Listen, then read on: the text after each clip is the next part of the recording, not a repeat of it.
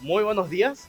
Muy buenos días, gente. Nos encontramos en Manilia Shembori Realizadores para hacer una entrevista al señor Juan Carlos Manilia, director de la película Siete Cajas y Los Buscadores. Así que podemos entrar en lo que sería el hogar, la casa productora. Y vamos a conocer al director y una de las mentes maestras más importantes del Paraguay. En esta entrevista vamos a descubrir un poco sobre cómo funciona su mundo interno, cómo funcionan sus ideas, cómo funciona su dirección. Y vamos a entender las bases, los principios, la escena detrás de lo que es una de las obras más importantes del Paraguay. Vamos a incursionar en esta aventura de la entrevista con Manilia. ¿Cuál es la mejor manera de empezar en la industria del cine en Paraguay y cuáles son sus consejos para hacerlo? Bueno, yo creo que la mejor manera de empezar es eh, haciendo cortos, ¿verdad? Porque ahí como que te probás vos mismo qué querés contar, cómo querés contar. Y al hacer cortos siempre digo, acomodate a lo que tenés, no pienses en una producción así muy grande, sino acomodate qué conseguís, qué tenés a mano y que tus cortos sean sencillos para saber qué podés controlar.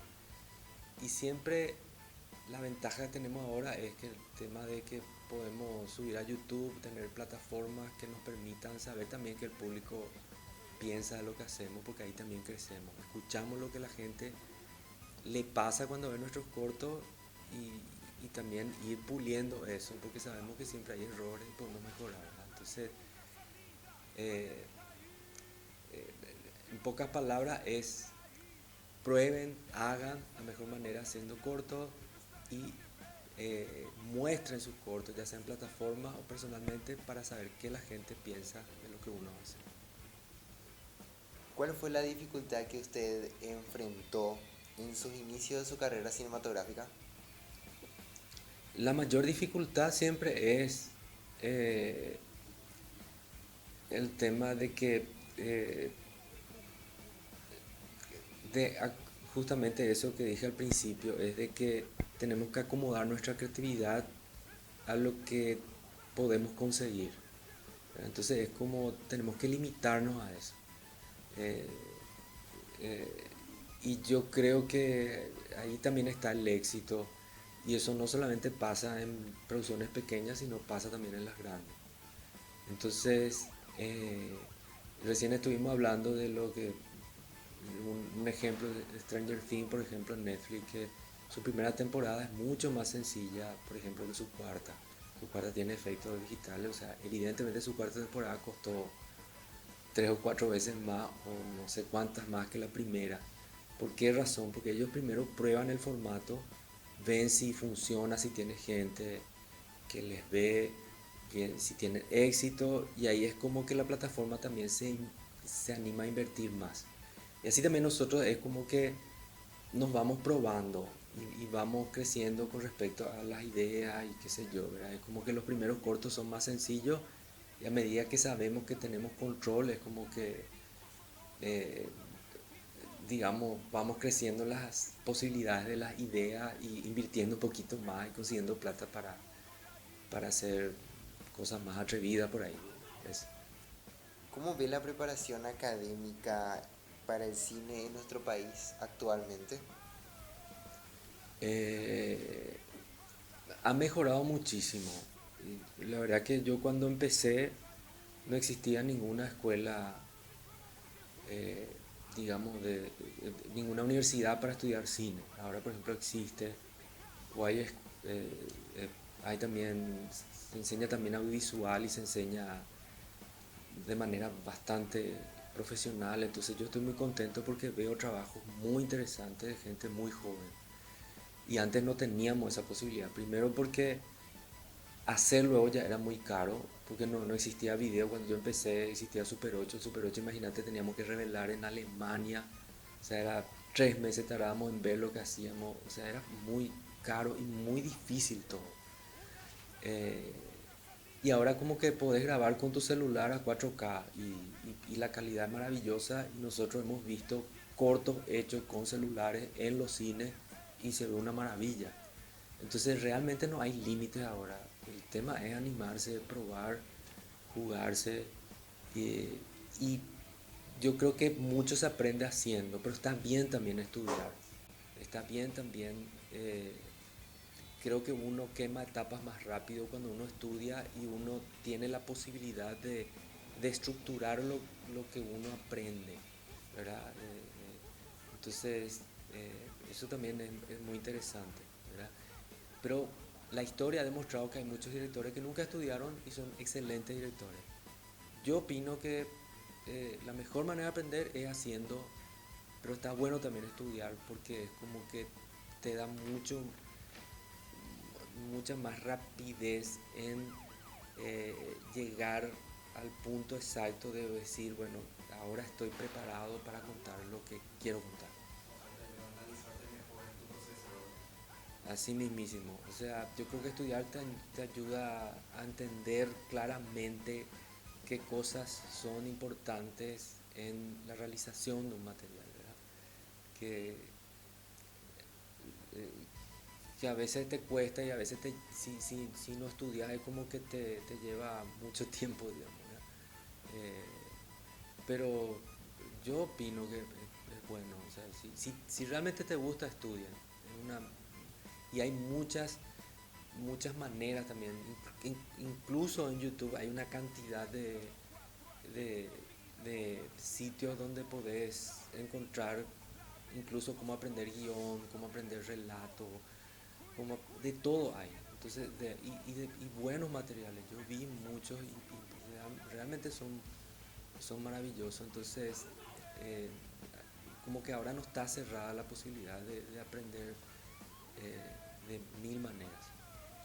Estoy muy de acuerdo con eso. Déjame decir también que esto es mucha práctica también, porque nosotros eso descubrimos este año, porque hicimos una publicidad para nuestra especialidad de ciencias sociales y quisimos hacer algo diferente, no la hora normal. Entonces, lo que nosotros hicimos fue una animación.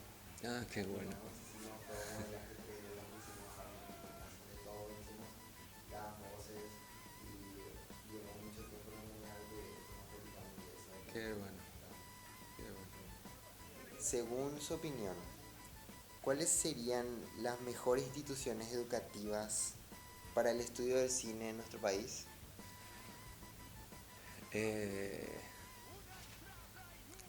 en este momento, eh, claro, me cuesta decir cuáles son las mejores porque no tengo noción de comparar una con otra.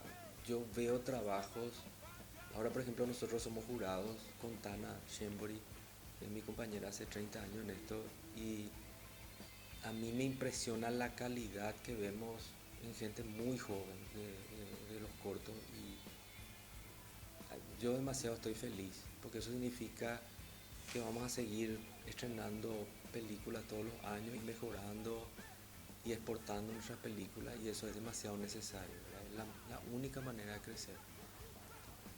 Entonces yo creo que todas son buenas eh, y también el hecho de que gente autodidacta que aprende sola,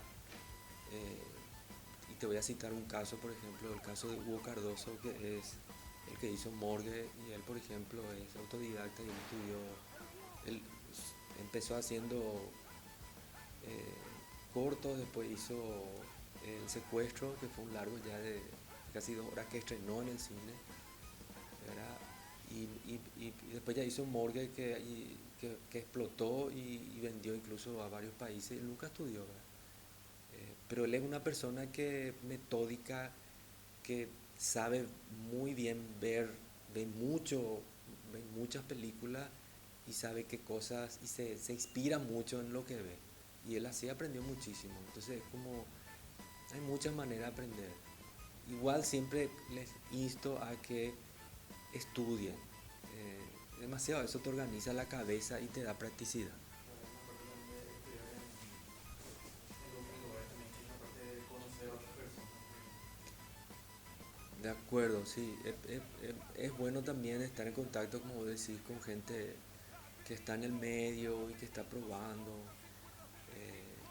Y también yo siempre digo de que una manera muy linda de aprender es cuando vos encontrás algo que te gusta ve muchas veces. Porque al ver muchas veces es como que te das cuenta, porque la primera vez que ves pues te llama la atención y decís, wow, y después, ¿por qué me gusta esto? Y vas entendiendo el por qué, ves muchas veces. Y investigar qué pasa, por qué te gusta, cuál es el personaje principal, qué le pasa al personaje principal, cuáles son los giros que tiene para que te llame la atención y te atrape, cómo está contada esa historia, por qué me involucro, ¿verdad? Después mirar la parte técnica, cómo es el sonido, cómo es la fotografía, cómo es el relato, cómo está contado. Entonces es como de a poquito vos vas investigando. Yo mucho aprendí así. O sea, yo nunca estudié cine en una universidad porque no había. Yo, claro, yo lo que hacía era, en mi época había VHS cuando yo tenía 18 años y a mí me gustaba mucho un director que se llama Brian De Palma. Entonces elegía algunas películas que a mí me impactaban, elegía una escena y hacía el storyboard de esa escena. El storyboard es cuadro por cuadro qué pasa. Creo que ustedes saben ya lo que es un storyboard. Entonces yo dibujaba, yo miraba la escena y decía, esta escena es espectacular. Entonces yo hacía el storyboard y al hacer el storyboard yo decía, mira, acá son plano general. Después cerró un poquito más el plano, acá volvió a usar el plano general, acá usa de esta manera. Y estudiaba la puesta en escena, cómo se mueven los personajes, qué pasa. Entonces es como... Y hacía el storyboard y ahí yo descubría cómo estaba relatada. Por eso yo les digo, elijan las cosas que les gustan y investiguen, vean 1000 veces, porque ahí es lo que van a aprender. Bueno, señor Maneglia, le agradecemos muchísimo el tiempo que nos prestó para realizar esta entrevista y por habernos permitido estar acá. Realmente nos es de mucha ayuda y es un gran referente para nosotros los que estamos por incursionar en esta aventura de la industria del cine. Muchas gracias.